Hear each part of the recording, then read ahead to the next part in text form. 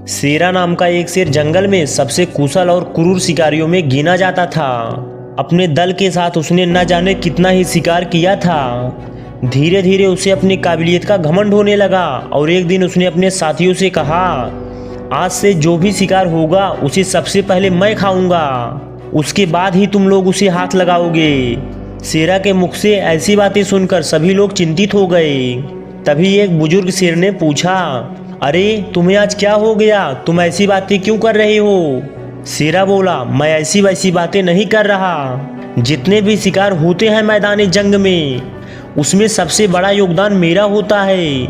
मेरे ताकत के दम पर ही हम इतने शिकार कर पाते हैं, इसलिए शिकार पर सबसे पहला हक मेरा ही है।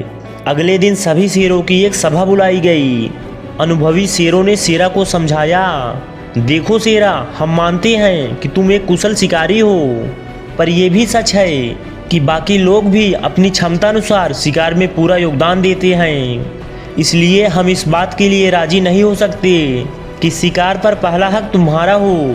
हम सब मिलकर शिकार करते हैं और हमें मिलकर ही उसे खाना होगा। शेरा को ये बात पसंद नहीं आई। अपने घमंड में चूर वह बोला, कोई बात नहीं, आज से मैं अकेला ही शिकार करूंगा और तुम सब मिलकर अपना शिकार करना। ऐसा कहते हुए शेरा सभा से उठकर चला गया। कुछ समय बाद जब शेरा को भूख लगी तो उसने शिकार करने का सोचा। वो लकड़बग्घे के एक झुंड के तरफ दहाड़ते हुए आगे बढ़ा, पर यह क्या, जो लोग उसे देखते ही कांप जाते थे, आज वही लोग उससे लड़ने लगे। शेरा ने सोचा, चलो कोई नहीं, मैं हिरन का शिकार कर लेता हूँ, और वो एक हिरन की तरफ आगे बढ़ा। पर अकेला वो कहाँ तक घेर पाता इस फुर्तीले हिरन को। हिरन भी उसके हाथ में नहीं आई। अब शेरा को एहसास हुआ कि इतनी ताकत होते हुए भी बिना दल का सहयोग पाए वो एक भी शिकार नहीं कर सकता। उसे पछतावा होने लगा। अब वह एकता का मतलब समझ चुका था। वह निराश होते हुए बाकी शेरों के पास पहुंचा और अपने व्यवहार के लिए उसने क्षमा मांग ली, और एक बार फिर जंगल उसके दाढ़ से कांपने लगा।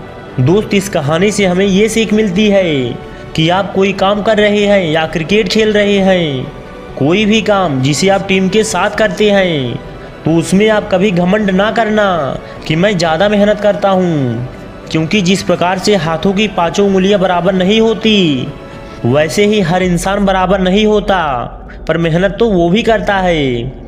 इसलिए आप कार्य करिए और मिलजुल कर आगे बढ़िए।